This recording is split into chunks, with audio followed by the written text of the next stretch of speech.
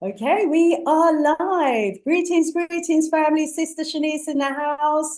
Welcome, welcome. And as a one-off special today, we are going live on Thursday. Yes, usually I'm live on a Wednesday, but we're going live today for a special show. We have, as you can see, Professor Manu Ampim in the house. We are honored, we are truly honored to have our professor with us today. And so I'm going to just give you a while to come through the door to let everybody know that we are live. And as soon as I see it pop up here, then I'm going to also be sharing the link with the family. So if you're in the house already, welcome, welcome. Please do spread the word, let everybody know that we are indeed live. Today we're going to be focusing on Sudan. Because those of you who have been following my Wednesday shows will have heard some of the presentations that we've had previously where we've talked about Sudan, because we want to highlight what's going on there, the horrors, the atrocities, the wickedness and the evil. But today we're going to be going back before we go forward. But I'm going to give the audience a few minutes to come in the house. And in the meantime, I wonder if our professor, before I even introduce you or anything, because I want some of the members to come in the house before I do that, Professor, I don't know if you've been following what's been happening in Jamaica by any chance. There was the Hurricane Melissa, which has totally devastated the island. Is this something that the Americans have been talking about at all? And if so, can you give us a bit of an insight as to, what the American perspective is on what's happened to Jamaica, please? Well, yeah, no problem. I've looked at it in general. My sister, I know that it was a great hurricane, and there's hurricanes every year, but this was a big hurricane that definitely devastated much of Jamaica. What I've noticed is a lot of discussion, debate, and tension on social media. So there's a back and forth between now Jamaicans and other folks from the Caribbean and a lot of Black folks from the US. There was someone who was making some comments and remarks about Jamaica. And so some of the Jamaicans thought that this lady was from the US, that she was African American, and she wasn't. And so, but that started off now an ongoing debate because Jamaicans thought that the people, rather than having respect for the devastation that was happening, they wanted to be hampered during a vacation in Jamaica and wanted all of the amenities, even though, the hurricane had knocked out a lot of the services. So what I've seen on social media, without digging deeply, is a intense debate. So Jamaicans are telling Black folks to stay home, don't come here anymore, and Black folks are saying, well, you shouldn't go to Jamaica. So that's been in some circles, that's been back and forth at an increasing level. So it's crazy, it's unfortunate, but there are pockets of Black folks that are deeply involved with this conflict with our brothers and sisters from Jamaica. Oh, wow. Okay. I hadn't heard about that.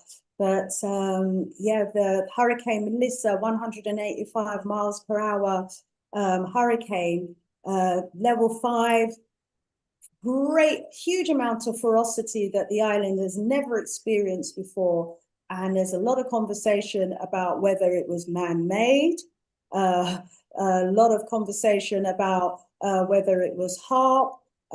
There's a lot of speculation because we've also seen some videos of hurricanes that are being trialed in simulation labs, how to increase the intensity of hurricane storms. And so we've also recently, what's come to light is a conversation or a talk by the Prime Minister of Jamaica about plans to introduce a new, what do they call it? A new digital age city in Jamaica. And the region that he said he wanted this city to be is the same place and space that has been wiped out by this hurricane. Coincidental, part of a bigger plan, you know. So we've been having those kind of conversations, Professor, about Jamaica as well, whether it was targeted, because it was just making so much progress. I was actually out there in September, a couple of weeks before the hurricane hit, and I was just in awe and an admiration of the beauty of Jamaica.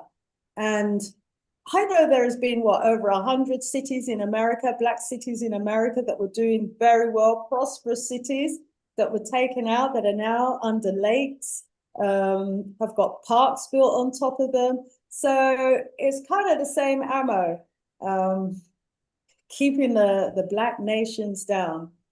Could be all wrong, but anyway. But talking about their efforts to try and keep black nations down, but still Jamaica rises, because I also came across in the news today that Jamaica bobsledge team won gold in the Canadian bobsledge competition. I don't know if you heard about that. Did that hit the news in America by any chance, Professor? It was not big news. It may have, but I get news feeds from different sources, but I hadn't seen that one. No. Uh-huh. Uh-huh. Okay. Well, you see, it comes from you having too much time on your hands. This is me, you see. So I get these news reports from social media, and I'm just going to start posting the link to our family members so that they can get direct access now to the show. So let me post that link there and just let everybody know that we are live, and then we're going to go ahead. But in the meantime, what's the big news in America, Professor, that you think, you know, we might be interested in the UK audience and on the African continent that you'd like to share with us? I mean, any discussions about what Trump had to say, is saying about Nigeria, for example? Because we're all like, what? He's planning on invading Nigeria? What, to save Christians? You know, really? Is it about that, or the oil? I mean, are there any discussions around that by any chance happening in America among the Black community there? Yes, it's been, in fact, I did a program on the Carl Nelson radio program. This was a couple of weeks ago, took about at least 2 weeks ago. And that was one of the topics is, what about Nigeria? What about Christians? And this has been big news from different sources. And, you know, and it has nothing to do with Christians. It has to do with the resources and the strategic position of Nigeria. So Trump has said a lot of different things. He said, so if he was concerned about Christians, then he would definitely threaten to go into North Korea. So we know that Christians are not a concern of his. In fact, he would protect Christians in this country if that was a concern, but it's not a concern. So, but this is propaganda. There's problems in Nigeria. There's people being attacked in Nigeria. There's all kinds of problems. It's not just focusing on Christians. There's widespread problems which the government acknowledges. So there's no focus just on Christians. You have Muslims that are focusing on other Muslims who don't think exactly like they do. They're jihadists, and it doesn't matter who it is, whether it's a Muslim that doesn't what they call follow Sharia or Islamic law, Christian, non-Christian. That's not the issue at all. No one's simply targeting Christians. People are, in fact, the Christian deaths have been going down over the last couple of years in Nigeria.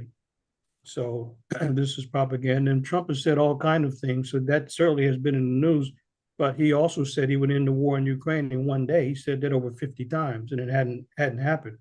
So we have to be careful with this guy as a propagandist, but also the propaganda media that promotes and propagates his propaganda. But that has certainly been in the news quite a bit. That's been one of the main stories regarding Africa. But I'm glad that the problem in genocide in Sudan is getting more and more focus. But I don't know, it seems like it's more and more focused while this has been going on for a while, as the Palestinian crisis is nearing some kind of conclusion, although it's still iffy and shaky because Israel wants to annihilate people in that region. A couple years ago, this was it about I guess it was almost 2 years ago, I did a presentation at my college, Contra Costa College, and I entitled it "The Other Humanitarian Crises in Congo, Sudan, and Haiti." So we dealt with those three flashpoints or those three hotspots because there's not enough news about what's happening in those areas.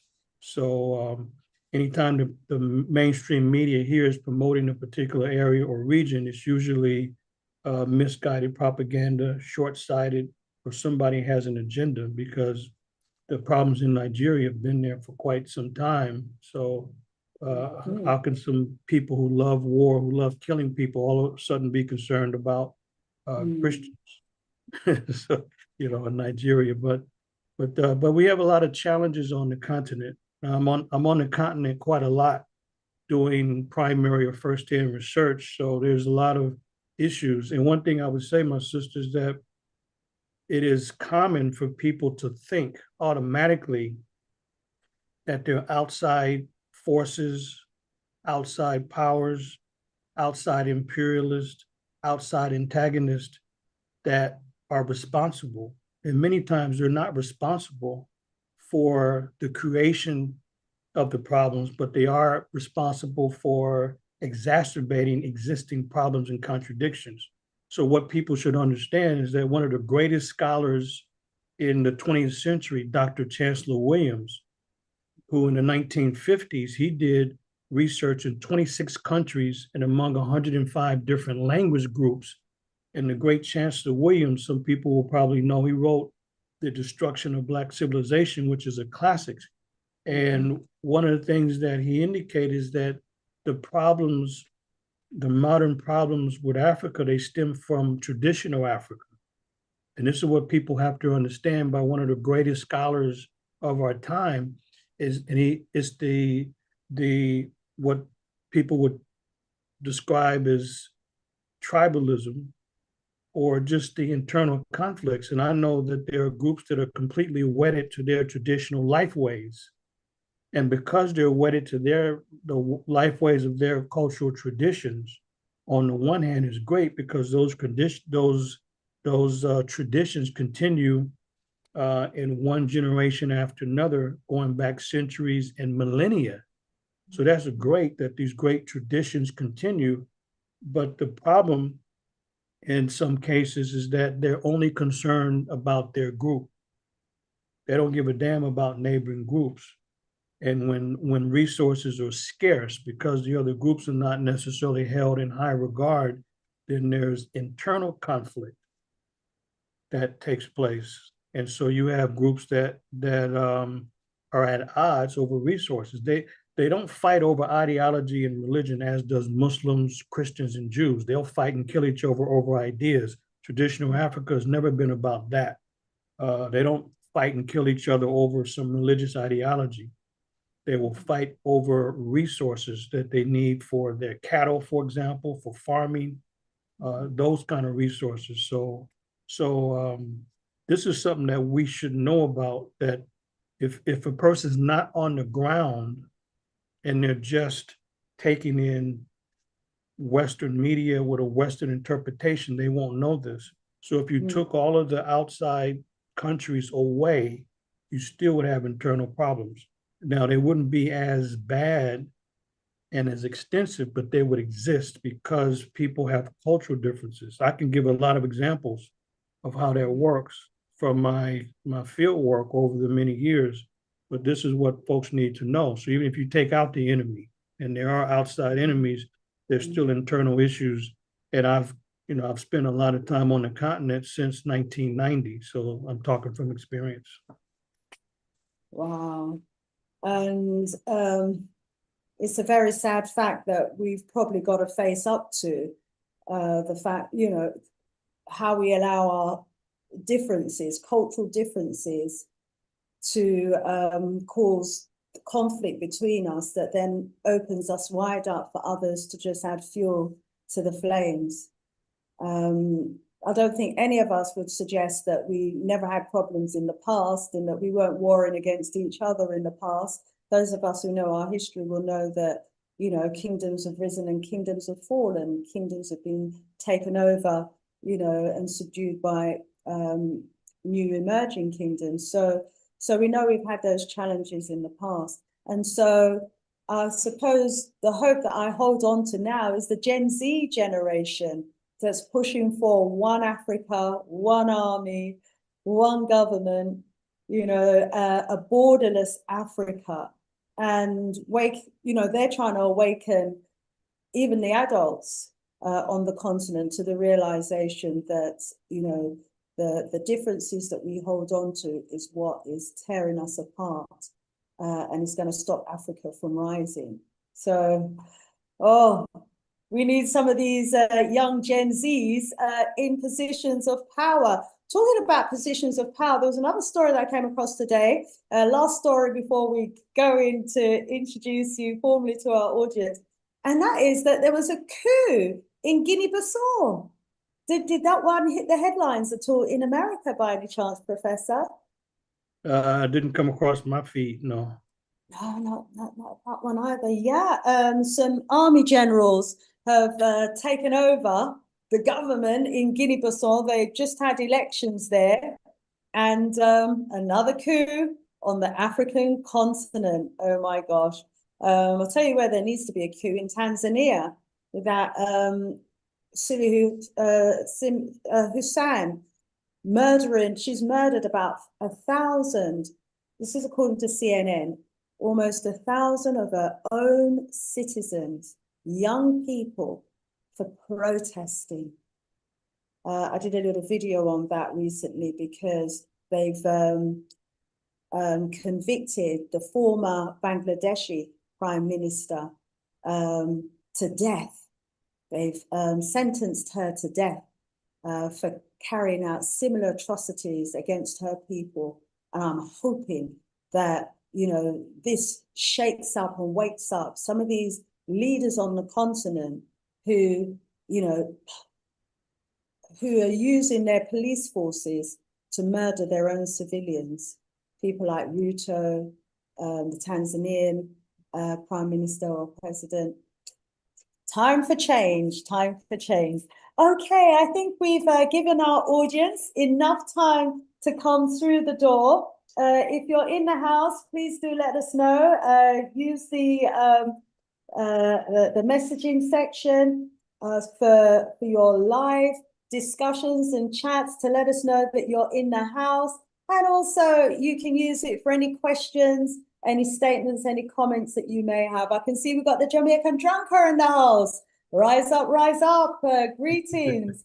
He said that he wants to, they said that they want to prevent Nigeria from doubling its oil refining capacity. Dangote Group just built that refinery. Yeah. You know, there's always a hidden agenda. And for America, it's usually about oil, isn't it? Yeah. Oil had to be in there somewhere. Okay, we're a bit light on the ground, but hopefully the family will be coming through the house and joining us soon.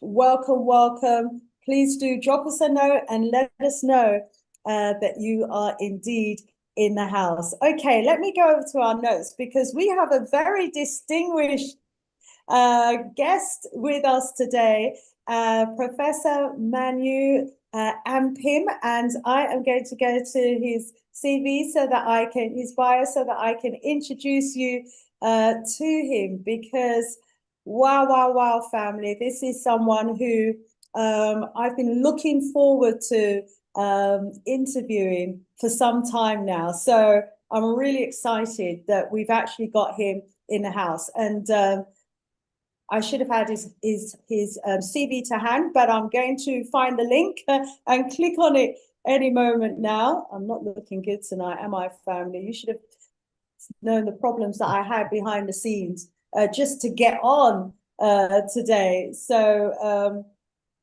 you know, I'm so delighted that I have been able to get on. So thank you so much as well, Professor, for your patience while we had our challenges. Okay, let me just scroll down here. There we go. There it is. Okay, here we go. All right. That's my notes on Sudan. Let's pass that. Okay. So, family, we are privileged and we are honored to have Professor Manu Ampim in the house today. He is a historian and primary first-hand researcher specializing in African and African American history and culture. He has a master's of arts in history, African American studies from Morgan State University. His master's thesis, The Revolutionary Martin Luther King Jr., 1989, is being expanded into 2 volumes of work entitled Martin Luther King, The Evolution of a Revolutionary. Wow. In terms of teaching, he's taught in the Department of History at Morgan State University, that's in Baltimore, and at San Francisco State University in the Department of Ethnic Studies. Also, Professor Ampim has studied at Oxford University in England and collaborated on a NASA-sponsored research project which examined the ancient climate and migration patterns in Africa. Currently, Professor Ampim is a tenured professor of history and Africana studies at Contra Costa College, that's in San Pablo, California. He's also the director of Advancing Research, Oakland, California, where he created a 7-step primary research methodology home study course. In terms of field research, Professor Ampim has taken educational tours to North Africa and Central America. In addition, from 1989 to 91, he conducted an extensive pioneering 13-country research tour to all of the major museums, institutions, and libraries throughout America, Europe, and Canada, which house ancient Kushite, Nubian, and Egyptian artifacts. Since the 1990s, he has completed various field research projects in Egypt, Nubia, Sudan, and Ethiopia to continue his primary research at dozens of field sites and museums to study ancient African social organization and spiritual culture, pyramid construction science, document modern forgeries, and to record the vanishing evidence of classical African civilizations in the Nile Valley. In 2012, he co-founded the Save Nubia Project, a campaign of advancing the research which is focused on preserving the archaeological sites of ancient Kush and Nubia in the Sudan, which are threatened by the construction of large dams. And Professor Ampim's Winter 22 field research in 4 East African countries was the continuation of his pioneering work among the living indigenous cultures to uncover the historical origins of ancient Kush, which is a field of study he has coined as Kushology. In the summers of 2024 and 25, Professor Ampim has continued his primary research in Kushology and is sponsoring a pioneering film project in Gambela, Ethiopia. In terms of publications, Professor Ampim's most extensive set of articles is the 6-part essay on the vanishing evidence of classical African civilizations. He has written a pioneering book on Black community development and the influence of the current Afrocentric movement. And he has also written several essays in Egypt. Child of Africa, 1994, edited by Ivan van Sertima. He's written a new introduction to the classic work, Stolen Legacy, 1954, by George G.M. James, and has exposed the great Willie Lynch hoax in his 2013 book, Death of the Willie Lynch Speech, which contains the confession letter of the alleged forger.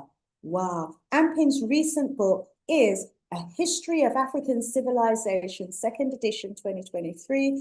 And his most influential work will be his long-awaited book, Modern Fraud, which is the documentation of the Ra-Hotep and Nofret statues as among the greatest forgeries in the history of ancient African archaeology. Wow. And with 35 years of presentation and training in the US and other countries, we are honored and we are privileged to have our professor Manu Ampim join us tonight. So as we turn our focus to Sudan, the land whose ancient African kingdoms of Kush and Nubia shaped world civilizations. And from that bio, you will know, family, that we have someone who is greatly knowledgeable about the ancient civilization of Kush and is going to bring us and share with us some of that knowledge today. Welcome, welcome, Professor Manu. Over to you. Thank you, Sister Shanice. I'm glad to be with you today. Honor. It's an absolute honor. It really is. Professor, you have traveled extensively, studied extensively, and I know the 1.5 hours that we have left is just not going to be enough time whatsoever for you to be even to begin to scratch the surface of the depth of the work that you have been doing in the region of Africa. But if we can home in on Sudan, which is our focus today, but starting from its glorious ancient past, from the research that you have been doing, Professor Ampim, please share with us some of the knowledge that you have about the great kingdom of Kush. Yeah, I'll be glad to. I think we always appreciate that. We always have to put information in what we call as professional historians, historical context, meaning when and where. So that's always important because today people talk quite a lot about back in the day, and that's too general. We really need to know specifics.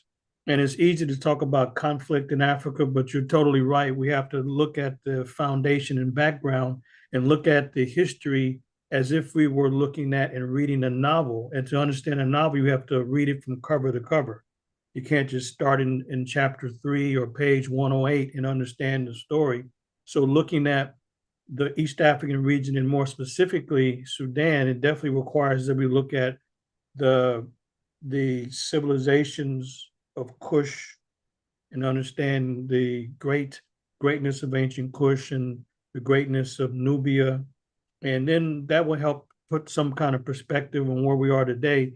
And to do that, I probably should share some slides because that will help people to see what particular geographical location and understand the greatness.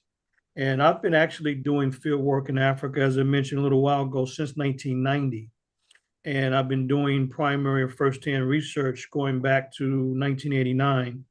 And I've gone to a couple dozen countries to do the research. And I've been focusing more and more south of Kemet to learn about Nubia and to learn about Kush. So let me just share some slides here just to put this in perspective. And what's been happening is that I was traveling to Egypt for a while doing work. Then I started to go south to Nubia. Nubia is in southern Egypt and northern Sudan. So Nubia is not a current country, but it's a region that great brothers and sisters live in that goes back into antiquity. And but I recognized I needed to continue to go further and further south to understand the root and origin. So I've been spending a lot of time in South Sudan, which broke away from Sudan in 2011 and is the newest country in the world, but also in southern Ethiopia as well. I've been spending a lot of time there. And southern Ethiopia is the other Ethiopia that most people don't know of, because these are the people that are linked to South Sudan, to Kenya, Uganda. That's the area that the field work has to be done in if anybody's going to have a comprehensive and historical understanding of Kush. And those people still speak a Cushitic language and still practice the culture. So let me share some of the slides, and then I'll I'm back. So anyway, glad to be with you on this because most people are not aware that Sudan is the worst humanitarian crisis in the world, and it has been so. It's clearly been the case for quite some time, but this problem escalated in 2023, and even a little bit before that.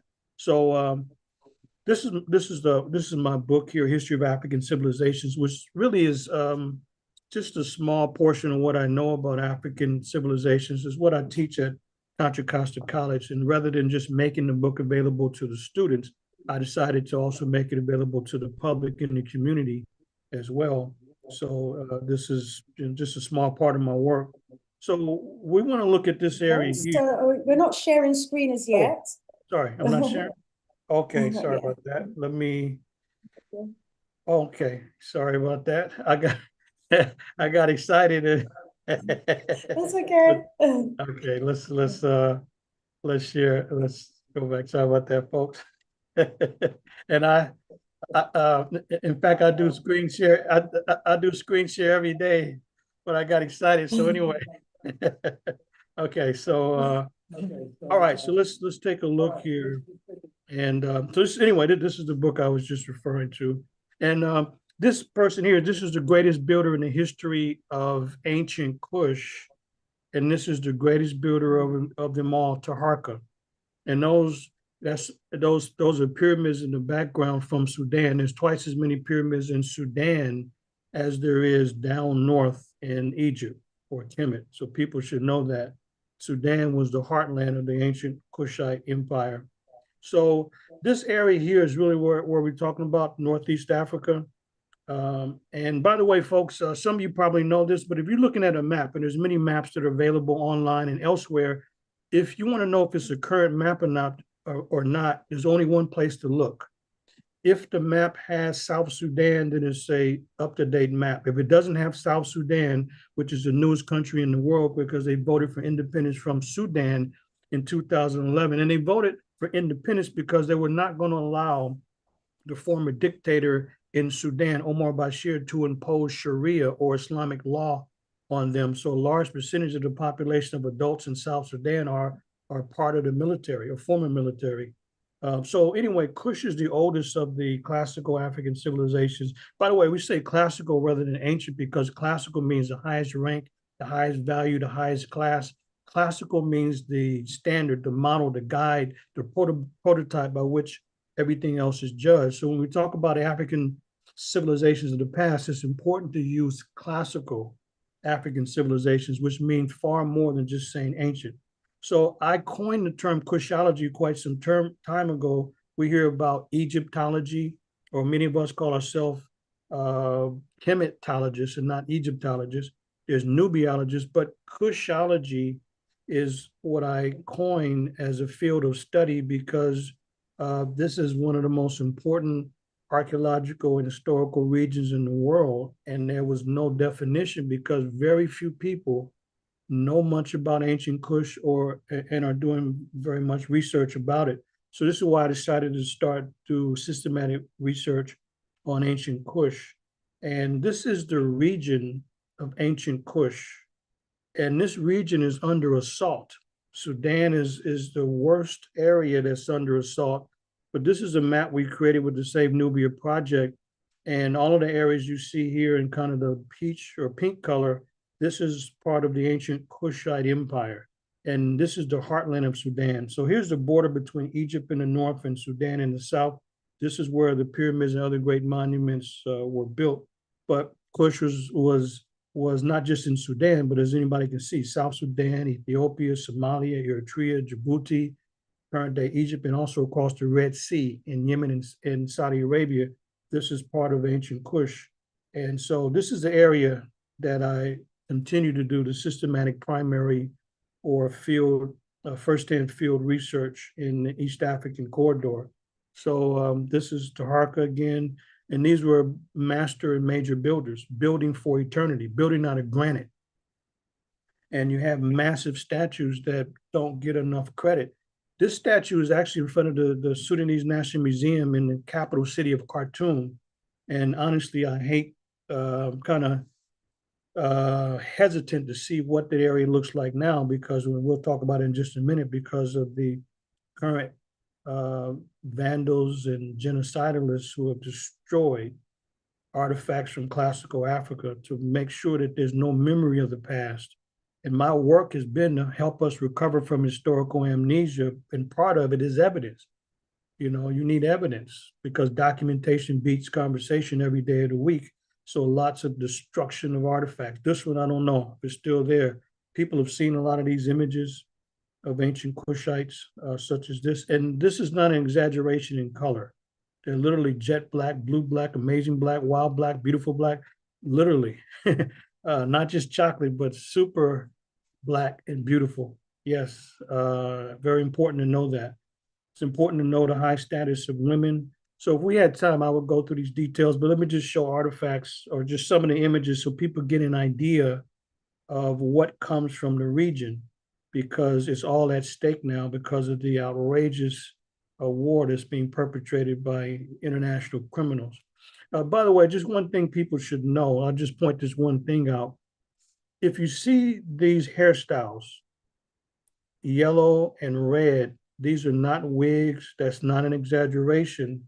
You have people in South Sudan, usually at the cattle camps, they dye their hair that color now, and they use cow urine. And after about 5 or 6 days of dousing their hair with cow urine, it turns that color. The groups that do that primarily are the Dinka, the Nuer, and the Mandari.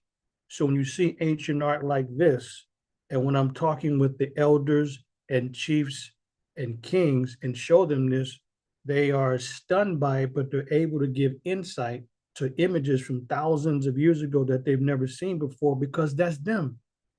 For them, they saying, that's us. I say, yes, I know. That's why I'm showing it to you.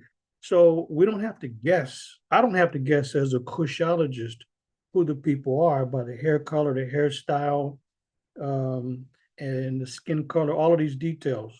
The gold, we know the area that it comes from, the leopard skin. So this is the ancient images that I'm able to look at and examine while I'm in the field among the living communities. And people would be quite pleased to know that there's not a lot of change. So the ancient and modern, there's a continuous link over time. And that's what helps my work quite a lot, because African tradition and culture is very steady. It's stable, it's consistent. And you see it over time, over generations, over centuries, over millennia. And so anyway, let me skip through these, but it is, people should see these images because the people look like this today in South Sudan and also Southern Ethiopia, where I'm doing field work as well. So anyway, this is part of the past, and it's not just beautiful images, but these are great pyramid builders as they were building for eternity.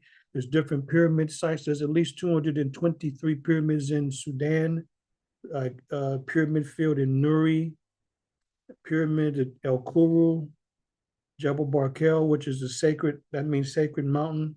And these are distinctive pyramids of Sudan. They're much thinner, or they have a much steeper slope than what you see in Kemet. And then there's like casing on each of the sides. So there's a distinctive look to these monuments, but there's consistency throughout the region because there's cultural overlap.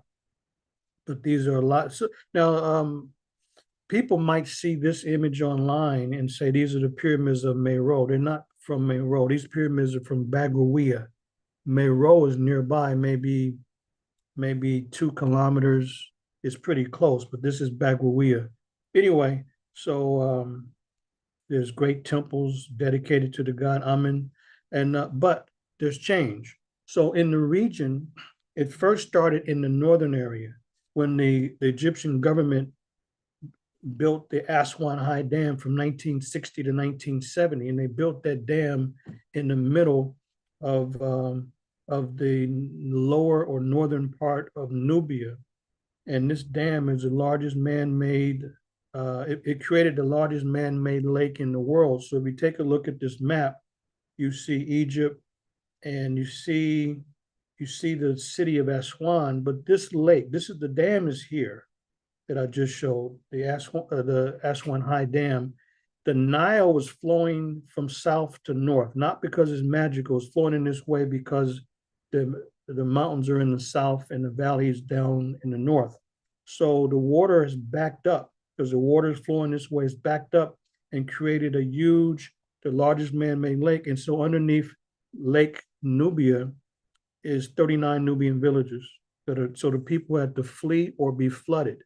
So this was the first assault. This is the first major assault to obliterate physical evidence by displacing the Nubian people, flooding the entire area, submerging villages, and destroying artifacts.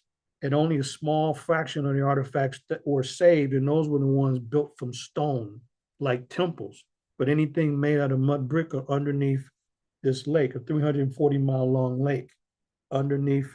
The Egyptians usually call it Lake Nasser, the Nubians call it Lake Nubia. But there's more African history under this lake than we can ever imagine. Somebody might be thinking, well, can underwater archaeological work be done? Yes, it could be done. The problem is this: those that have the interest in doing underwater archaeological research don't have the resources, and those that have the resources don't have the interest. That's the problem. Yeah, so you do see underwater archaeological work, but those that have the interest in not don't have the ability to do it. So a lot of African history. Now, let me show you one other thing, and then I just want to. So here I've mapped the area here. I went to all these sites. There's a series of dams that were being built and constructed along the Nile. And these dams were not just to create hydroelectricity. These dams were to destroy arguably the greatest archaeological region in the world, to destroy parts of ancient Kush that you see in this area, and then as you go down north, ancient Nubia. And so that's what these dams were about, not to create electricity to improve life, but to create electricity to export, to make money, and at the same time flood an area. And so the ones you see, so here's the Aswan High Dam. That one's completed in 1970, and the Merowe Dam was completed in 2008. And all the other dams were scheduled to be built and finished, but there was great resistance in Sudan, particularly by the Nubian brothers and sisters that stopped the dam projects. And so why create all these dams along this particular area is to obliterate evidence. And so so I went to Sudan in 2007 because I understood the Merowe Dam was going to be completed in 2008. And I needed to record and document as much as possible before the flooding started. So if you take a look at the Merowe Dam, I'll show that in a minute, but this is a problem. So the Nubian area has been attacked with these dams. As I mentioned, Aswan High Dam. Look at what was happening while the dam was being constructed. So temples, this is literally part of the Phila temple, and the island is flooded. You see the structure flooded. These are people on boats, and that's what was happening part of the year. So when the international community and UNESCO, the United Nations Education, Scientific, and Cultural Organization, dismantled that temple and rebuilt it on a island with higher elevation, which is the island of Angelica. This is the same temple that's rebuilt now. You see the old watermark. This is part of the old watermark where the temple would have been flooded. So that was saved, but there's many other artifacts underneath the water. Even the great temple of Ramses II at Abu Simbel was also under threat because of the Aswan High Dam. So if this was not moved to higher ground, it too would have been flooded. And these are massive temples. Just think about smaller structures. Think about structures made out of mud brick, like the Karanog structure. This is obliterated. We'll never see it again because it's gone. And what about those burials? And what about other artifacts? One of the things that keeps artifacts preserved and human bodies preserved, ancestors preserved, is the fact that they're dry. Not anymore. But certain things have been found, like this important incense burner at the edge of Sudan and Egypt, which clearly represents Tasseti, which was a kingdom in Nubia that predated the civilization in Kemet. So some things have been found that clearly indicate high-level kingship. There's a series of 3 boats. There's a second boat here. There's a third boat. These are royal boats. And in the middle of this royal boat here, this was found in Cemetery L, where there's 33 royal tombs found. If you look closely, this is a royal throne. You have a seated king. This is the king here. He's got a flail in his hand. This is broken, so it's a little distorted. This is his crown from the south, royal crown. This looks like an M. This is the royal palace. And this bird is the royal falcon. So all these images that we see first in the kingdom of Taseti in Nubia predated the same images in Kemet by several hundred years. So we know that the civilization flowed in the same direction as the Nile from south to north. Anyway, let me just show this, and then I want to get to the modern. But the Merowe Dam, which I showed, so the Aswan High Dam, that's finished. It's destroyed an important area. Some artifacts were saved, but the vast majority were obliterated. They're gone.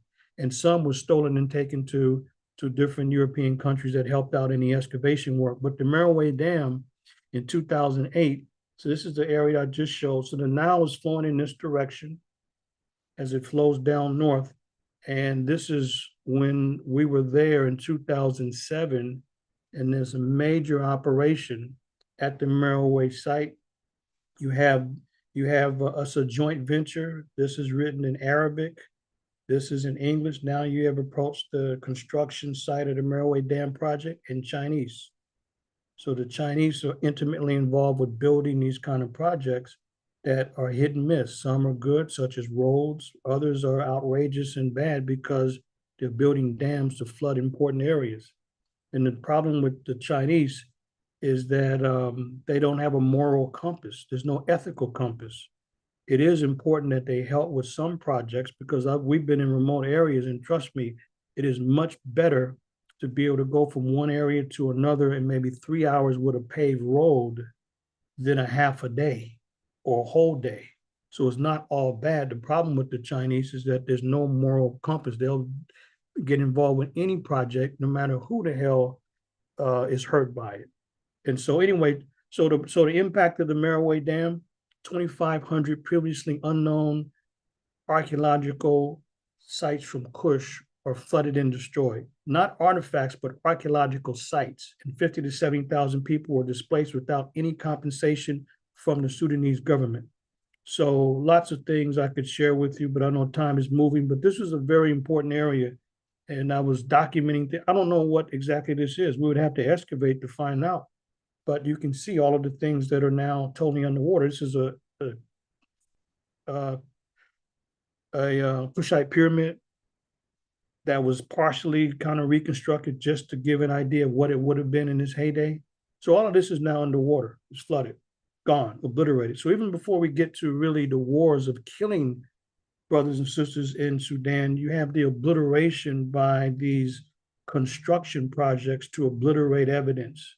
So obliterating evidence on the one hand, and we'll show just in a minute, obliterating and killing off people. These are Monasteer farmers that I spent time with. And the New York Times newspaper said that the Monasteer are Arab farmers. Now, anybody can take a look and see how ridiculous that is. Arab farmers, these are fundamentally African. They're Africoid in their phenotype and in every way possible. And I was talking with these brothers, and when I asked them, can I take a picture at the end of our discussion? They said, okay, yes.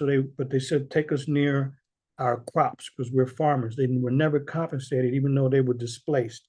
And this is what's happening there. So a lot of people think everybody's Arabs. They're not Arabs. These are Africans. And to say the least, anybody can see that. And they're date farmers.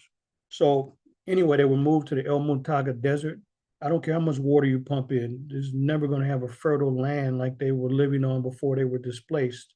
And no one asked them. Okay, look. Okay, take a look at this. This is an actual map of the Nile. And here's the Merowe Dam area. So take a look at that. That's before. This is after the dam. So what is this? This is a 108-mile-long reservoir. It's the Merowe Reservoir, the Merowe Lake. That's created 108-mile-long lake that displaced 50 to 70,000 people. So again, this is before the dam and this is after. Underneath are villages and archaeological sites gone, destroyed. So that's a part of the attack that you can see. So that's the Merowe Dam before and after. Take a look at the difference. And all of that, you have villages, history, artifacts, ancient Kushite monuments that you will never see again. And that's what's at stake here. And this is an aerial view from above. So just really briefly, and maybe we can talk about it, my sister, but the genocide in Sudan, I just want to share what's happening now. Maybe I can stop here if you like, and I can come back to these slides about what's happening today. But that's just some of the background people need to know. And as a historian, I know that context means everything. So keep in mind, it's not just what people think. They think it's just the gold in Sudan and oil, and the people need to be replaced from the land. But it's not only that, it's also to destroy monuments and then lie about the existing ones, to say that Nubians were not around, that somehow the Nubians were latecomers, and that these monuments were built by the Arabs, who are nothing, the Arabs are desert dwellers without a land. That's really what Arab means. It means desert dweller. They're nomads. So this is why they've caused so much havoc in Sudan and other places, looking for land, displacing people by outright killing and murder, and then lying about the history, that somehow they were the ancient ones and Nubians were not around and came around later. But we know better. So it's a lot of propaganda that has to be dispelled so that we can see what the overall arching motivation is as people come in and try to steal land and destroy monuments that were before their time.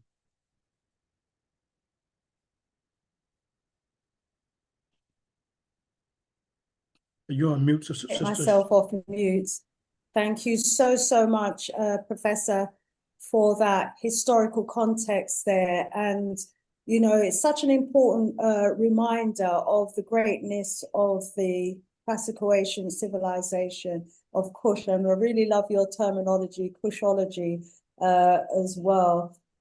Fantastic. I'll certainly be using that one going forward. And, you know, just from your presentation there, those images that you shared with us and the images of the monuments and the people, and it's all so important now because, you know, going into the future, if they continue to obliterate the evidence of the archaeological sites, etc., at the rate at which they're going at the moment, you know, our future are going to be scratching around for evidence of, you know, for any evidence at all of its former greatness. So the field work that you're doing and the documentation of it is just so important.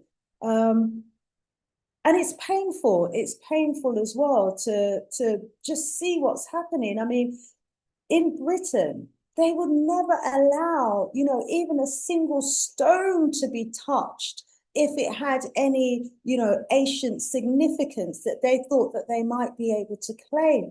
And here we have thousands, over 2,500 ancient Kushite sites, that archaeological sites that are being destroyed and obliterated. I mean, you know about it. Does the Heritage Trust and these other, you know, institutions that are supposed to be around to protect historical sites not know about it? And if they do know about it, what have they said? Why are they allowing this to happen? What is their justification for allowing this to happen? They're supposed to be protecting ancient sites, are they not, Professor?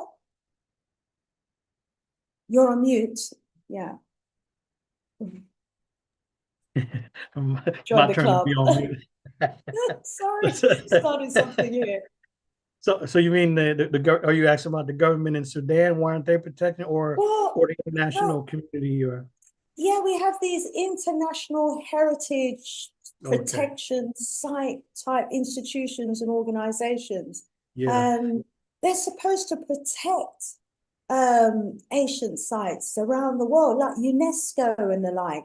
But it's clearly not happening Well, it's here not. in Sudan. It's not. So one of the things that we were focused on with the Save Nubia project, and since the war broke out in Sudan and the government was overthrown, so the dam projects. And by the way, when I say a dam project, there's more than one way to spell a dam project. So, but anyway, so that these dam projects have stopped because it's not practical right now. So we're not active. But the goal was to make more of the archaeological sites World Heritage sites under threat. And UNESCO is the international body that designates these sites. But UNESCO is not a military operation. UNESCO can designate a site as a World Heritage Site, but we saw what the Taliban did in Afghanistan and other places. They deliberately blow up and destroy historical and World Heritage sites. So it doesn't stop anybody who is bent on destruction. Anything that is beyond their scope of understanding or before they came around as newcomers is subject to being targeted, whether it's people or whether it's monuments. So, and the problem with Sudan is that the Omar Bashir government also had no respect for the monuments. This is a guy who would rather identify and create a fake pedigree so he can be Arab as opposed to African. And that's the whole thing. That people would change their identity in order to fit in and to have power and access to power and resources. So what we were able to do, we created the Save Nubia project in 2011, so we're very active up until the people overthrew the government in 2019. And so we were able to make progress and raise awareness, but a lot of the international bodies, they recognize the problem. And I've even seen mainstream Egyptologists and mainstream Nubiologists actually put together, I've seen one letter taking a stand against it, but they weren't going to do anything more than that. They're not going to organize or even raise money, but just to put their name on paper that we don't agree with this. So whether they were sincere, probably some were, but some, I don't know how sincere they were. Maybe they were, maybe they weren't. But the bottom line is that they were, if nothing else, saving their livelihood, because part of their work is to go out in the field and do archaeological work. So, but if the archaeological area is unstable and unsafe, then there's no work in the area. So some of it could be self-interest, but even if it was all legitimate interest to try to protect the people and the monuments in that area, they're not in any position, particularly when you have armed thugs and trained killers. So that's part of the problem in Sudan, where it's a rich area with high level artifacts from antiquity when Africans were at the apex of human achievement, when Africans were building for eternity, when Africans were having the greatest influence in the world with extraordinary development, urban development, social development, scientific development. It's one of the greatest areas in the world. So that's absolutely key and critical and crucial. But but to preserve that is difficult when you have killers and murderers around who are bent on taking over the government so they can control the resources. And in controlling the resources like the gold in Sudan and the oil and the land in general, they also have to attack the past, attack antiquity as much as possible. So you have destruction going on, but also there's been an underground illicit market in stealing and selling artifacts as well. This was happening before the Civil War broke out in April of 2023. There was increase in criminals going at night and during other times when they can go and smuggle things out. But it's not only the criminals that have no respect for African culture, which I'm sure we'll talk more about in detail, but also some of the international archaeological teams, when they go into these areas to excavate. One of my colleagues, Sister Nubia, was saying she left one of the sites. She was done with it. She's from Detroit. She's done with it because she saw some of the people on the archaeological mission themselves stealing artifacts for keepsakes. So archaeology, by definition, is a destructive discipline because they're going in to dig up stuff that's been buried and secure for generations and centuries.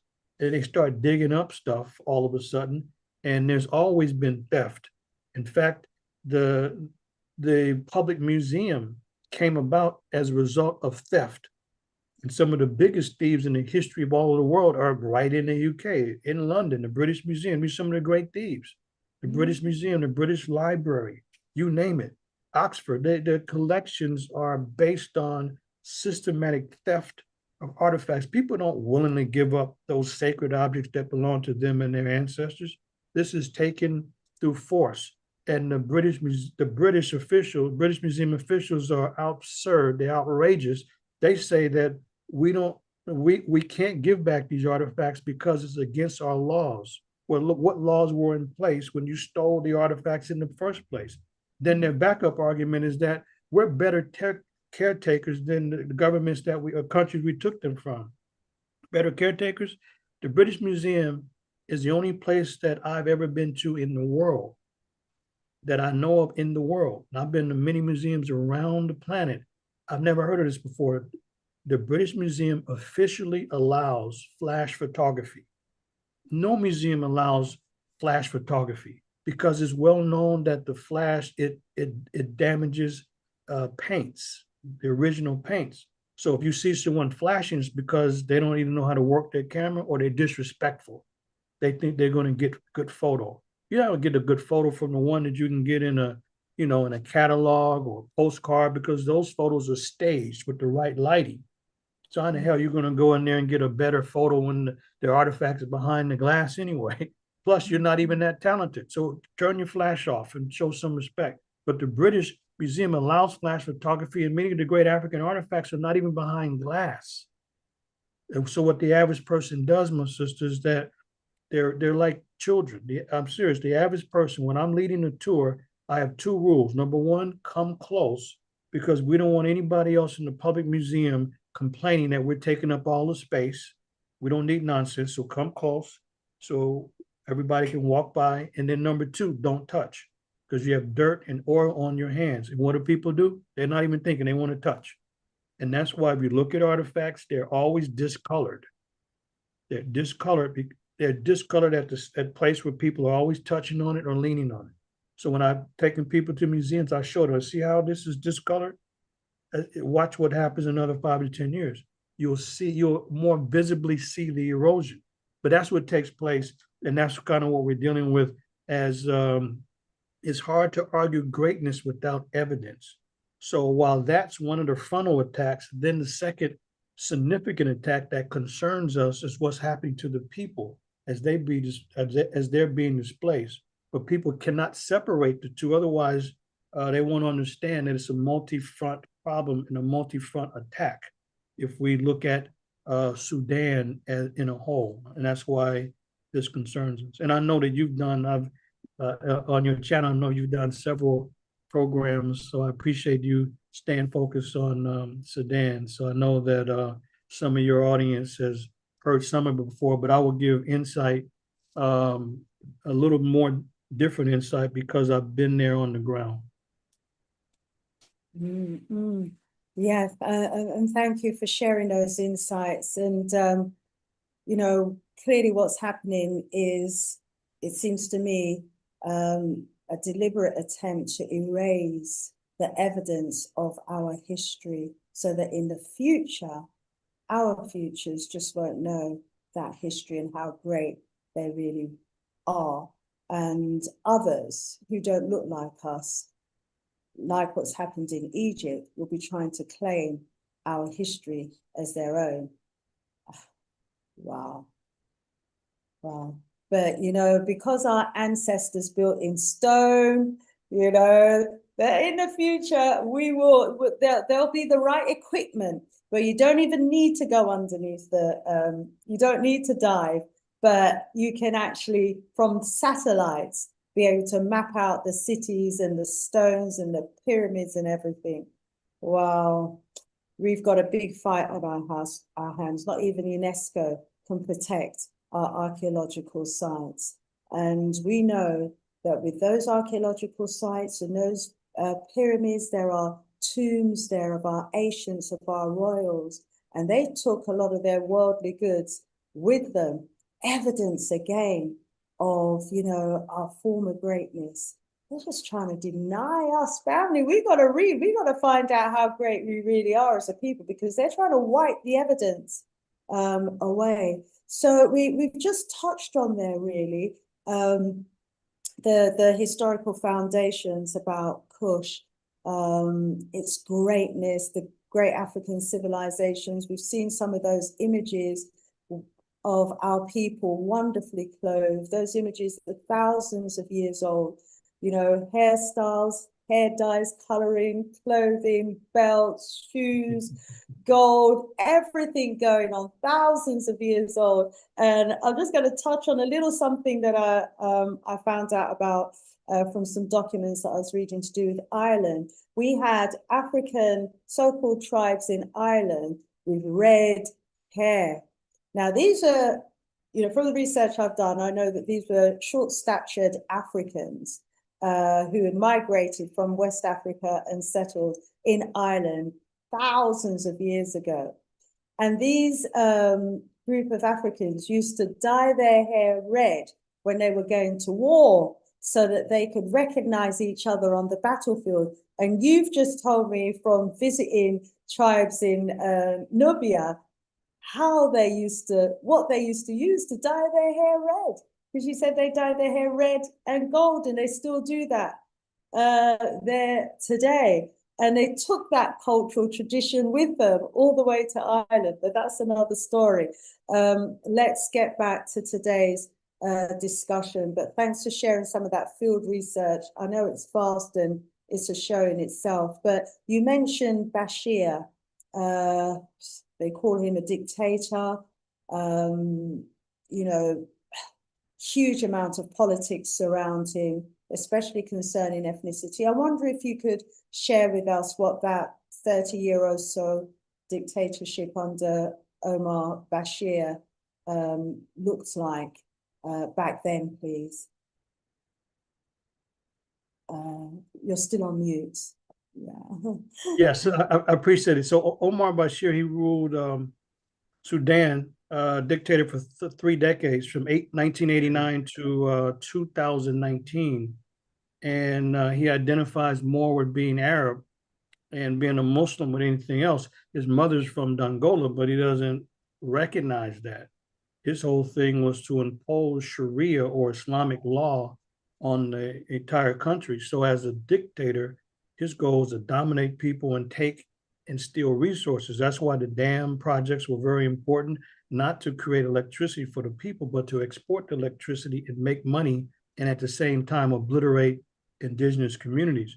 So the people rose up against, well, before that, in 2011, as I mentioned, South Sudan voted for independence from Sudan because they rejected Sharia or Islamic law. And Bashir wanted to impose that on the entire country and the people of the South. So they weren't having that. And that's why South Sudan broke away. And the people have a very negative view generally of those in the South. When I was doing field work in Sudan, many people say, hey, don't go to South Sudan. Don't go to the capital city of Juba because they will kill you. So kill me for what? What did I do? Well, they'll just kill you. They don't like us.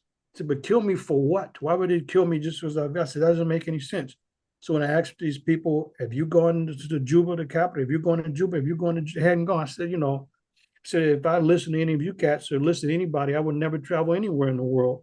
So I went, spent time, and I tell the people in South Sudan what the folks always say, that you all are dangerous, shouldn't be around. And they have 2 responses in South Sudan. They either laugh or they're angry and disgusted because they know that this is just propaganda. And it is propaganda. But anyway, Bashir was unpopular. And what happened around December 2018, the people, the people of Sudan began to organize all levels of society, teachers, students, everyday people from all walks of life. I happen to know a number of them just because it was widespread popular uprising as the price of fuel went up, the price of bread went up, and people had enough of Bashir. So I was there in December of 18 and January 2019. I didn't think the people were that organized to overthrow the dictator, but several months later, in April of 2019, they were. They overthrew Bashir, and this was a people's revolution. This was not the army. It was not generals. It wasn't any of that. It was a people, and the people's revolution to overturn Omar Bashir was hijacked. It was hijacked later by the military, and this was supposed to be a transitional government. And all of a sudden, the transitional government is supposed to give power to the people once they went through some processes, and that didn't happen. Next thing we know, there's no transitional government. There's no civilian rule. The civilians are the ones that were responsible for the overthrow of Bashir. And then, so now you have fighting between the Sudanese, armed forces and a group in Western Sudan that Bashir had deputized to help protect him. And in 2013, Bashir renamed the Gingerweed as the Rapid Support Forces. So they're always reported as the RSF, or the Rapid Support Forces, but the people of Sudan don't know them as Rapid Support Forces. The people of Sudan know them as the Gingerweed, which translates to be devils on horseback. So they call themselves horsemen, but the people call them devils on horseback because they're the ones that have been responsible for the murder and genocide in Darfur for quite some time. So these criminals have come from the country of Chad and crossed the border, and the Gingerweed consider themselves to be Arab. And some are phenotypically what we would call Arab. Their physical appearance is Arab, but many of them are African in physical appearance and phenotype. So when I first visited Sudan in 2007, I had heard all about these Arabs. And my sister, I went to many places in Sudan with my colleague as we were doing field work. And the whole time, as we were doing the work and research, going to archaeological sites, different communities, I was looking for Arabs. And I don't find the Arabs. Where the hell are the Arabs? I couldn't find the Arabs. And then I finally figured out after a while that when the people are saying Arab, and when my colleague, when he's saying Arab, Brother Thorwald is saying Arab, he's not talking about the physical appearance. He's talking about the mentality, how they think. So here in the US, when somebody wants to dismiss another person of African descent and talk down on them, they call them a Negro. This Negro did this, Negro did that. They're not talking about the person's ethnic or racial background. This is a Black person. They're talking about and criticizing and condemning their mentality, their behavior. They call them and dismiss them as Negro. That's what they largely mean. Now, there's some variation, but largely when people are saying Arab, they mean those have an Arab mentality. And once I understood that's what they meant, then it made sense. And it wasn't until later that I actually started to see Arabs, because I was looking for the Omar Sharif type Arab, the actor, or the Indiana Jones guy, Zahi Hawass, that outrageous so-called archaeologist, always in the History Channel and all of that. That's what I was looking for, and I didn't find those types. But those types, I'd start to see them later in the Gingerweed. There are Arabs that will have those Arab types, but there's also Arab African mixed, and some just Africans who's taken on an Arab identity because they speak Arabic, they practice Islam, and so they just consider themselves Arab. if we saw them, we would never assume that. Just like I showed the Monasteer, they ain't no damn Arabs. These are African in every way. So, but the Jinjui, these are killers. These are genocidalists. This is a militia, devils on horseback, who Omar Bashir deputized to help protect him because he's unpopular, and now and rebranded them in 2013 as the Rapid Support Forces, or the RSF. They don't have any credibility among the people at all. But the military, the Sudanese armed forces, hijacked the People's Revolution, and so now what we have is the Sudanese armed forces, the General Burhan, and this was I saw that in the chat. But General Burhan representing the Sudanese armed forces, and then General Hemeti of the Devils, the Jinjui. So the people don't really support either group, but they would like the military to crush the Jinjui because these are the genocidalists. These are the killers who are killing who they consider to be Black Africans. They call them Zerga. Zerga is a term that the vicious Jinjui use, and Zerga really means blue. They mean blue-black in color. It's a slur. And these are the people that the Jinjui are intent on displacing and replacing, and to make sure that they can kill off. Their goal is to kill off the Masalit who are in Darfur in the western part of Sudan, and the Jinjui go into areas, go into hospitals, and just slaughter people into towns.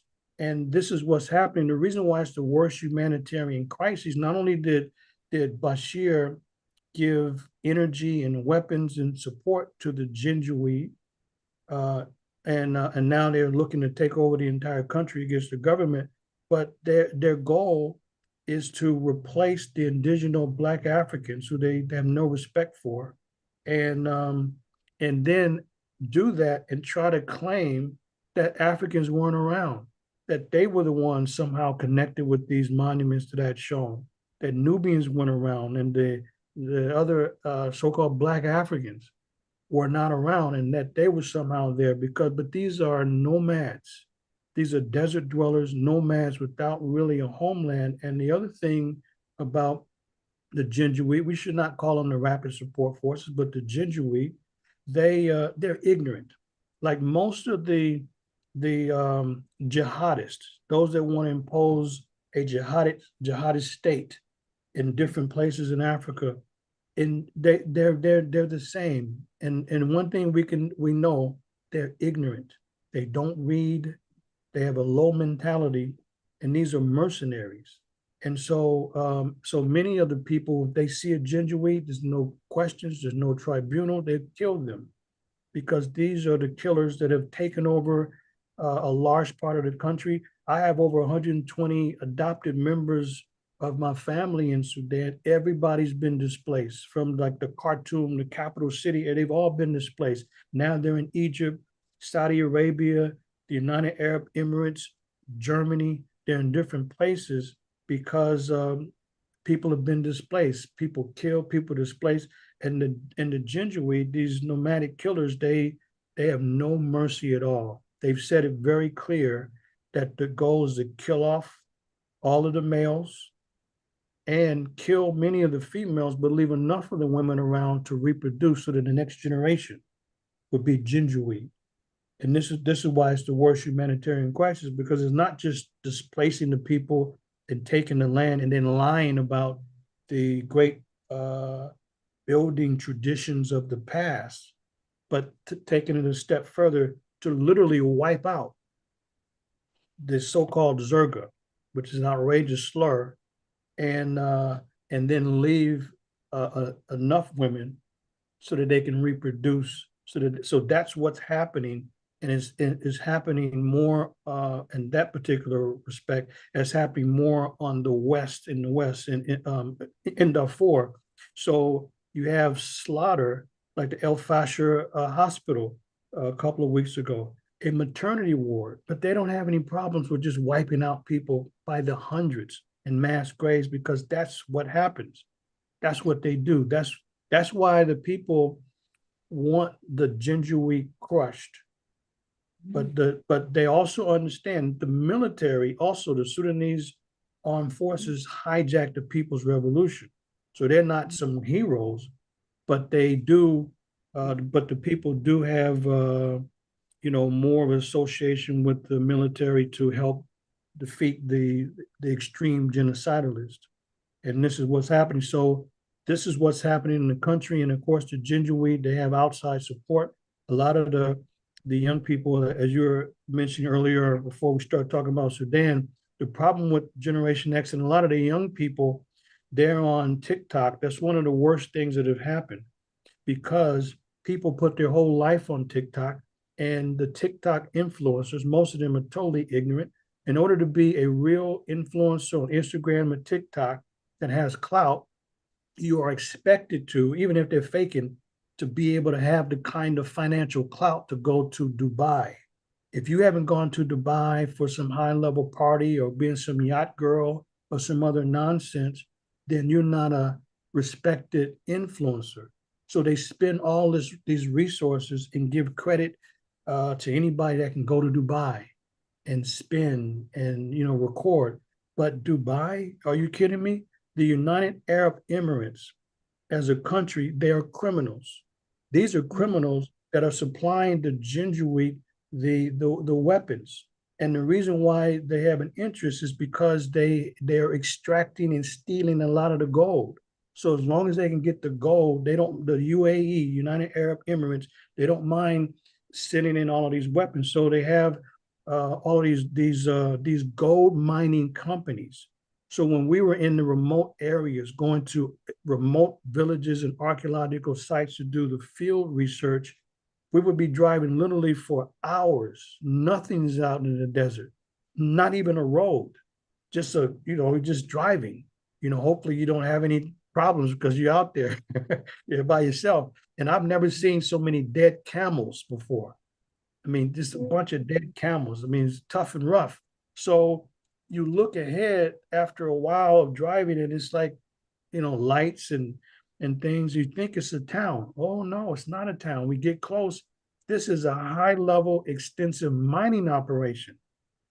And yes, where they'll hire young guys from different areas of Sudan who are working in these mining operations that are run and that are controlled by the UAE.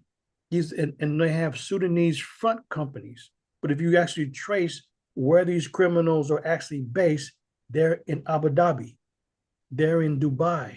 In other words, these are cities in the United Arab Emirates. And so these are criminals that are supplying the ginger wheat criminals, and they're lying, saying that they're not, these planes going in are not, they're not sending weapons. These are medical supplies. Why in the hell are you sending them over here when the medical areas are nowhere near that? Plus, there was an underground investigation by Nima Abakir from she's from Sudan, a journalist with CNN here in the U.S. And so Nina Abakir, so this was in 2 years ago, it was the end of 2023. They were able to sneak in with their camera crew and document all these flights coming from Dubai, from the UAE directly to El Janina. El Janina is right on the border with Sudan and Chad, sending in weapons to help them fight. And they were able to get some insiders who were able to share with them secret footage that this was not humanitarian or medical supplies at all. These are weapons to help fund the criminals. And so why? Again, because they're extracting tons of gold from the area. Now, I was not in the west part of Sudan to see that, but where we saw the gold mining operations are more in the north along the Nile, in the Nubian area. And you know, and you can see a lot of people driving around in Jeeps, not a lot, but when you saw somebody driving around in Jeeps, the question would be as hot as it is, why are these guys all wrapped up? Because they're out there in the gold mining operations, and it is very windy in the desert. And at night, it gets very cold in the desert too, but very windy. So these guys are all wrapped up. You know that these guys are working in a gold mining operation, but the theft is real. And that's one of the countries that helps to keep this nonsense. And also, one other thing I'll share with you in terms of Chad. So, Chad, which is adjacent to Sudan, the Chadian government allows these operations to take place on its border. And I remember here in Oakland, this was a few months ago, there was the Sudanese Association of Northern California had an event, and they presented some of the issues that are taking place, but they didn't give any details. So I got the mic. I wasn't scheduled to speak. I got the mic, got on stage and told it like it was. So you need to be very clear, because it wasn't clear that you're talking about ginger wheat killers who are looking to displace indigenous Africans. So after I finished and then the event ended, a brother came over to me and was saying, you know, I'm from Chad, and if you say it the way you say it, then people think that we're the problem and they're angry with us. I said, brother, I'm not even looking at it from a point of view of anybody from Chad. I'm looking at it from the point of view of the people in Sudan and what's happening to them and the problem with the ginger wheat. And so we had a discussion. So I said, I don't know anything about what the people of Chad are looking at. I'm looking at the fact that Chad is used as a base to kill Africans right across the border. And that's the reality. So then when the event was over, a sister who was part of the organizing group came over and said, hey, this guy is a problem. Every time we have an event, he's around to try to run interference. So the reason why he came to you is he's ginger wheat. I said, really? They said, yeah, he's ginger. Said he's ginger wheat, and he wants to try to get you on his side. And she just shook her head in disgust. But that's what's happening, is really to make sure that people don't understand that these are people that identify as Arab. Some are phenotypically Arab, others are fundamentally African, but they think Arab, and they think that anything that is beyond their group identity or anybody beyond that group identity should be killed and destroyed. So that's kind of the background of what's happening. And I've got a chance to see some of it firsthand when I was last there. I used to go every year, but I haven't been since the war broke out in 2019. And so it's gotten worse, but it is the worst humanitarian crisis, and people should be aware of that. And I know that you've had several programs on it. So, respect for that, because people need to know that we can do something. And I would like to share, before we end, what people can practically do. But I do have a couple images to show so people can see what the damn ginger wheat look like and what the, Yes. okay. I'll, so let me share some of the images here so people can see the four. And something interesting we've taken pictures with the brothers who are from the FOR group, FUR. So when you say Darfur, the FOR group, and one of the things I noticed, I did not notice when we had taken pictures, but these brothers are very hospitable. They're from Darfur, and we saw them, and they had left their home area just to find work. And when we were in very remote areas, these brothers were very hospitable, as they normally are. They didn't know us. We didn't know them. And they just took us in for about a day when we were in the area doing field work. I didn't notice until later. When I looked at the photographs, I noticed these are three brothers. They never smiled, not once. They don't smile. But you don't really know it because they're not unfriendly, they're not standoffish. It's just that when you look at a picture, some people are very photogenic and they smile and all of that. These brothers never smiled. And I started looking at other photos of people that I know and have taken pictures with from the West. I noticed that they never smile either. And there's something to that. And I've been in different areas. I know that people don't always smile, but when I compared the pictures of the folks from Darfur with the pictures of other people in Sudan, it's a difference in how they present themselves just with a photo. And the photos, they tell a lot. And when you're interacting with people, you don't always notice every single detail, but with a photo, you can analyze. But this stood out. You didn't have to do much analysis. And because things are that rough for them, that rough, that tough. So let me share a few images, my sister, and I think it might be helpful for those that are looking just to see an image. I just want to share just a few minutes on this because images are important. So in terms of the genocide, and that's certainly what's happening, it's war, it's displacement, but the genocide is something we really have to look at. So as we look at Sudan, we see the Nile. This is what I was showing earlier. And here's the capital of Khartoum. And this is where, as I mentioned, over 120 people of my adopted family, everybody displaced. But as we go to the west, there's North Darfur, and you see the area of Darfur here. And so that's the area where the Jinjuit are most, they have their strongest base, even though they've taken over other areas of the country. So that's the area, and then this is Chad. So Chad allows a lot of this activity on its eastern border to help support these Jinjuit criminals. And then here's Janina. This area here is where there's been a lot of genocide taking place. El Janina, this is the capital of West Darfur. And so this is where, so some of the atrocities is happening in that area. And so the Africans in Darfur and the Kordofan, they are resisting this as much as possible. But this is the general area where we've seen just slaughter of indigenous Africans. And so these are indigenous Africans. You have the Darfur, you have the Masalit, you have these different groups, and but these are the ones under assault.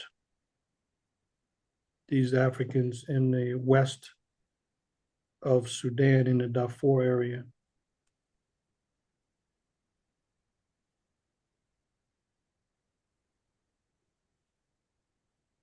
And these are survivors. I mean, lots of mass graves.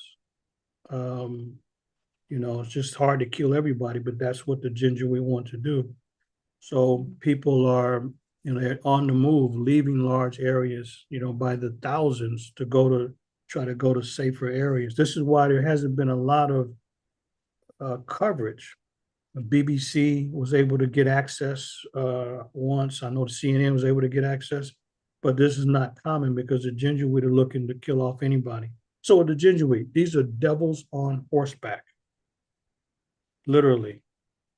And that's their whole goal, is to terrorize the area and kill off people and take their land. So if you take a look at the Jinjuit, these are Jinjuit.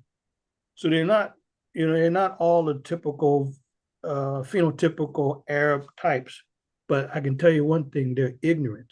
They're very ignorant. Most of them, they don't read, and they just listen to a lot of rhetoric, and these are mercenaries that get very little money to go fight a war, but they are indoctrinated that they are promoting, they think Islam and their way of thinking, but these are Jinjuit. Here's one of the Jinjuit leaders, Musa Halal. He was in prison, by the way. See, this is the kind of Arab, phenotypical Arab that I had been looking for when I was there that first time. And we went to many places, and I just kept seeing nothing but African, Black folks. This is Musa Halal. When people talk about Arab, this is the kind of this was a Jinjuit leader. He's in odds. So they have a split, but this is one of the early leaders. And then he had a split with Bashir, but they're all criminals. So obviously he looks very different. This is the Arab that we're used to seeing in the US, for example. And the brothers and sisters in the community, they call them Arab. But these are Arabs so this is what I was looking for, and I didn't find them. And then I started to have to look deeper and wider to find people like this. So Musa Halal is one of those criminals, genocidalist criminals, before this current group arose. And here he is with Bashir. This is Omar Bashir, the former dictator on the left. This is Halal's daughter's wedding, but so anyway, you see that. This is the current leader. This is I'm not going to give him the title of general. This is a guy that didn't even get past the fourth grade or so. This is Himati. He's the head of the current Jinjuit militia that's causing havoc around the country. And so you take a look at his phenotype, his physical features. So some of the Jinjuit are straight Arab in appearance. Others are clearly African in physical appearance, and others have a mixture of African and Arab. So people should understand that they're not just Arabs in the way we think about an Arab person in the West. You're talking about the mentality. We're talking about the mindset and the practice of an Arab person who puts himself as an enemy of Africans.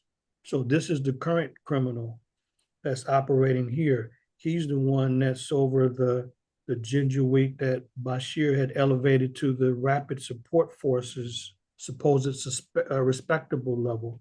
And so this is him. And these are some of the criminals behind. And look, folks, there's no mercy. They have no mercy for anybody. They want land and they want blood. And this is the current criminal. So anyway, I just wanted to show some of those images so at least folks can get an idea of what they look like, because in Sudan, we have to reframe what we mean by Arab. In many cases, you mean Arab mentality and not always a phenotypically looking Arab person. That's not always the case, because if you look at the Jinjuit, when they're captured by the people, not just the Sudanese armed force, when they're captured by the regular people, they don't ask questions. They kill them. And when you see the Jinjuit, when they kill these clowns, you can see that these people are African, but they're totally ignorant. They don't read, literally. They're dumb, they're ignorant, and they're ignorant mercenaries. For a few coins, they will go and kill others and put their lives on the line. And that's what's happening. So that's the current state of what's happening today. But the genocidal part of killing off people, it's stunning, but it's been well documented by the international community. Now, it's not like the Africans are just not resisting, but there's a lot of support. They have support from Chad, the Jinjuit, support from the UAE. They have some. Libya is not all under one, leader, but some support from Libya, and then the Russians were involved. The Wagner group were supporting the rapid support forces. The Jinjuit, but with the killing of the Wagner leader in Russia, and so their influence is not what it used to be. But now what has happened, the Russian government under Putin, they're not now supporting the Jinjuit. They were, to extract gold, just like UAE is extracting and stealing gold. So now Putin has shifted to supporting the Sudanese armed forces, not for any moral reasons, but because there was a trade-off. So now the Russians have a base in Port Sudan, which is an important port on the Red Sea. So for support from Putin, the Sudanese army has that base there now. So they've shifted allegiance. And Egypt is with the Sudanese military. And so you have forces on either side. But if it wasn't for the UAE, the Jinjuit would not be doing so well. That's where they're getting most of their arms from. But they're getting great support from Libya and Chad as well, these Arab killers. Wow. So thank you so much again, for explaining the Janjaweed, their ideology, characteristics in nature, and what's going on there as well, from the revolution all the way up to date. It's just so tragic, really, that the citizens' revolution, wasn't able to hold on to its position. Just imagine, if they were able to. But now we've got these Arabized Africans who are not in their right mind, ignorant, not in their right mind, just committing all of these heinous crimes. Some of us have seen some of the videos. It's heartbreaking. It really is. But we are 10 minutes away from the top of the hour. Those of us whose heart is bleeding for the people of that region. What can we be doing? What can the global diaspora, global African community be doing right now to try and put a stop to the destruction of the people, the artifacts, the region of Sudan, to protect the people?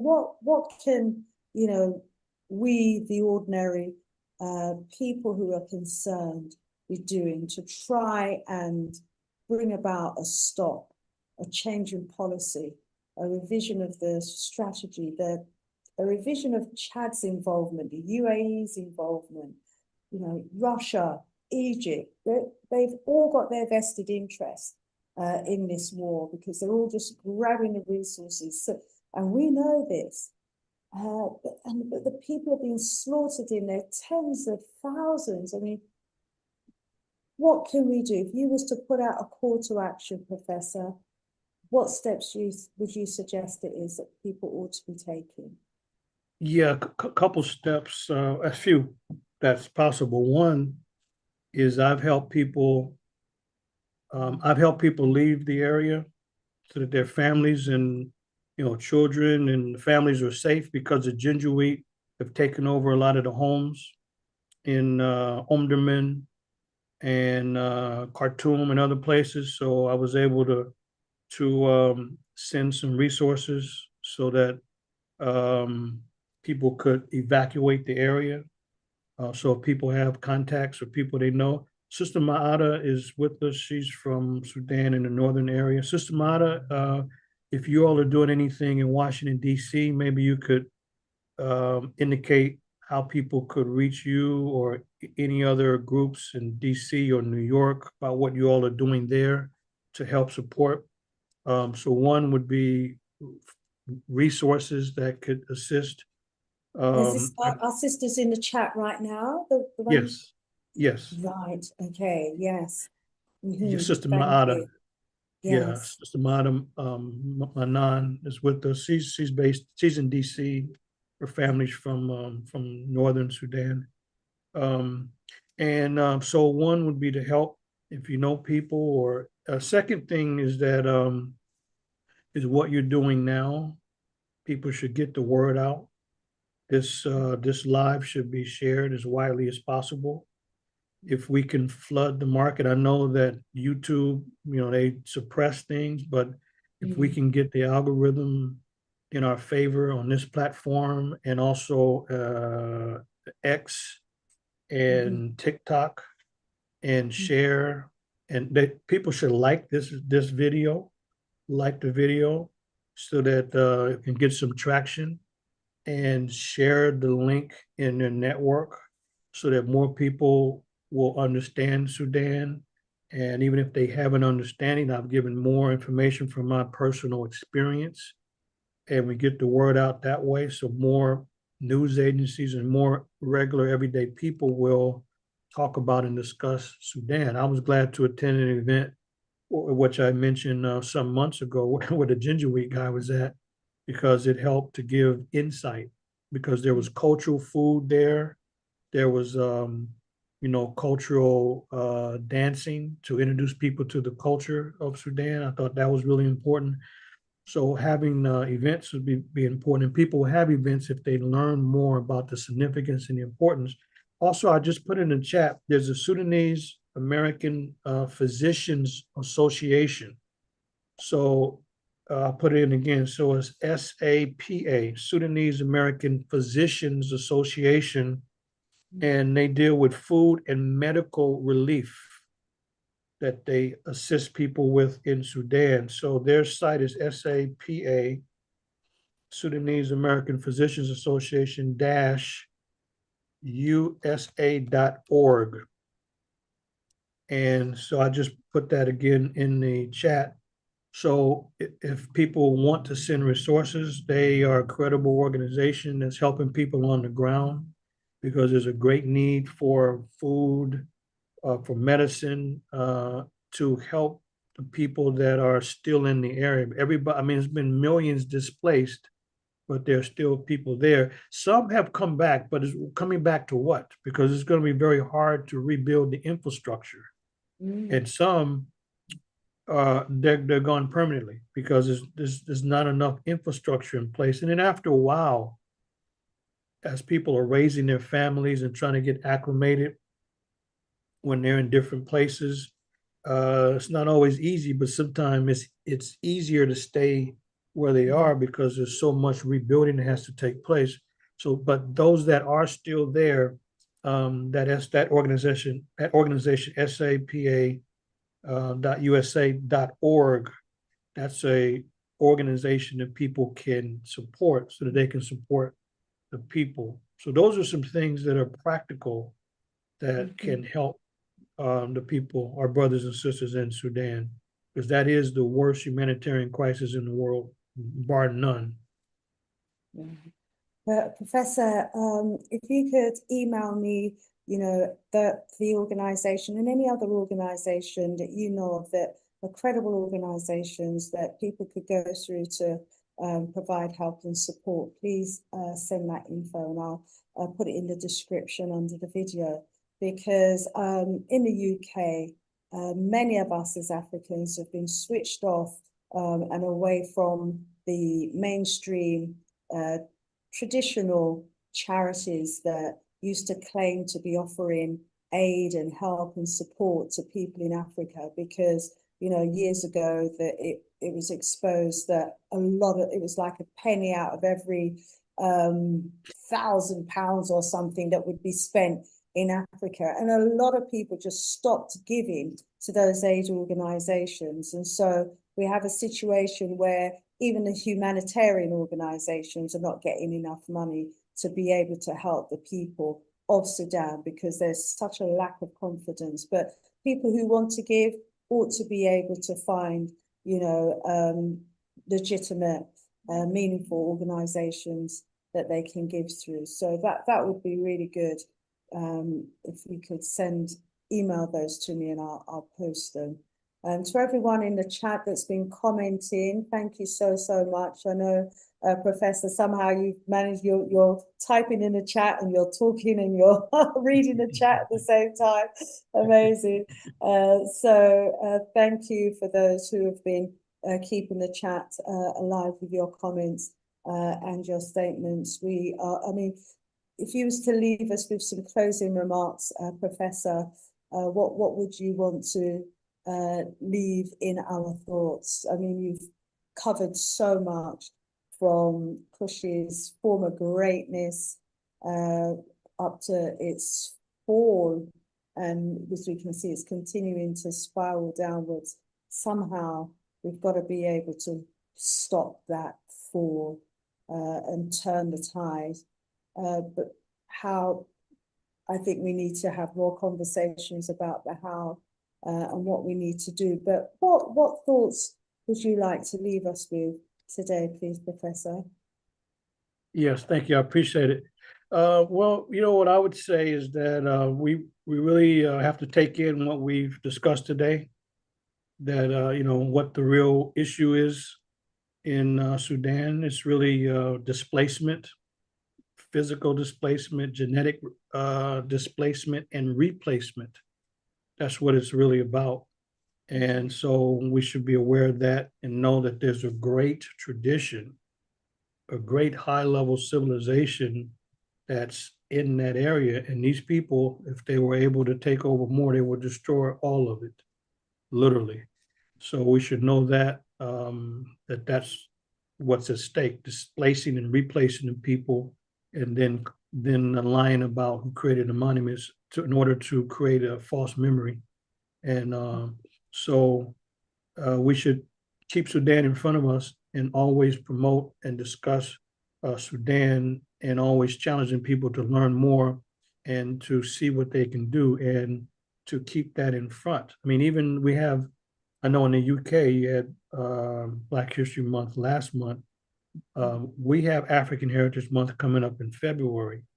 So if more people focused on Sudan and the history and the culture, the civilizations, that would be an important area to focus on, so that people will know about, the great history, the great tradition, and the great contributions to humanity.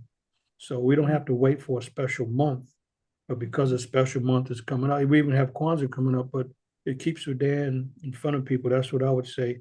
And I'm independent in my work and research. I put in the chat. People can reach me at Manu Ampim at Gmail. I also put in the chat our website, advancingtheresearch.org. So my field research on ancient Kush, I'm working on a documentary on the Kushite groups. And the first part of the documentary is from our field work this past summer on Kushite groups in Gambela. Gambela is a area in southwest Ethiopia, remote area that's adjacent to South Sudan. And so if people want to help with the documentary, we need a lot of assistance. So if you go to Advancing the Research, you'll see that we have a GoFundMe campaign to help to produce this. And it's not simply to have any old documentary, but it is to really elevate the significance of classical African civilizations and link that great evidence from the past to the present.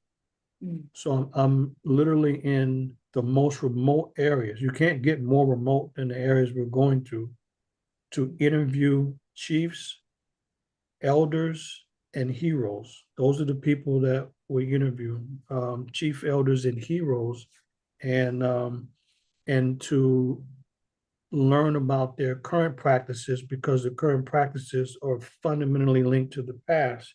So to be able to tell a complete and whole story is very important as we see what we can do to help and assist on the one hand with the war, but we also want to elevate the humanity of the people in Sudan and the great legacy that we all benefit from in the world. Yes. So anyway, my details are there. So folks can always contact me. I'm on social media. I have a YouTube channel, Facebook, and I'm starting to post on TikTok. So just look for Manu Ampim and you'll find me. Okay, and please do send me all those links, and I'll put them in the description box under this video. And I hear what you're saying about the importance of having events and keeping the spotlight on Sudan, and using opportunities like Black History Month as well to highlight the former greatness. And we say here as well, every month is Black History Month. So I'll have to organize an event, and I'll be inviting you, hopefully. Yeah, because you are so busy. So we're so honored to have you tonight, because you are so busy. But we've got to do all that we can. And I think an event, maybe an all-day seminar with great speakers like yourself, just all talking about Sudan, so that we can just keep hammering home our concerns about it, and so that it remains in the forefront of people's minds. So as we close today, family, we're remembering Sudan. We're remembering Sudan for a former greatness, as well as looking at the tragedy that the world is seeing today. And the sad reality is that Sudan is just, is one of a number of Africans' great civilizations that long ago accomplished so much. And, just think of, Africans used to be the indigenous people of the whole of the Middle East, even in Israel and Palestine, where it's getting bombed today, the indigenous people of Europe. And so the tragedy of our erasure has been happening for millenniums, and it's just continuing to happen. And now they're in the heart of Africa, unaliving our people. And the sad tragedy is that although there are these key players behind the scenes that are financing these wars, that are fueling it and providing the ammunition, you know, we've also got miseducated Africans who are at the forefront of committing the atrocities. And we've got other African nations on the borders who are complicit in it as well, you know, who are working alongside foreign armies, foreign governments, to the detriment of their own neighbors, not realizing that it's their neighbor today and it's going to be them tomorrow. So as we remember, you know, the mighty kingdoms of the past, let's not forget how these great kingdoms fall. We are, you know, as a people, usually involved in one way or another. And until we come together as a united force and we realize, you know, that we are our only saviors, and, you know, we've got to be there for people who look like us. So if we don't, our blood is just going to continue to flow, and too many lives, African lives, will continue to be lost. And so, you know, family, let's all do what we can to help. Let's do what we can to try and save the people of Sudan. Please organize events. Get in touch with Professor Manu. He's awesome. He managed to fit us in today. He will fit you into his schedule as well, because as you've heard, you know, it's where his heart is at. And, you know, write to your MPs, write to your councillors, get involved in lobbies, get involved in protests, support fundraising initiatives. You know, every little helps. Do whatever you can, family, because, as I said, we are our only saviors. And if we do nothing, if we stand idly by, then we will be watching Sudan die in our lifetime. But if we get active, we could watch Sudan begin to survive and thrive during our lifetime. What is it going to be? Wow, wow, wow. Family, to everybody in the chat, to everybody that's going to share and support and like the video, as Professor was saying, so it could get some traction and we could get the message out there. Please do what you can. For tuning in, we thank you. Again, Professor, thank you so much for joining us today. It's been an absolute honor. You're welcome. You are working alongside. I'm sorry, Sister Tanisha, you're welcome.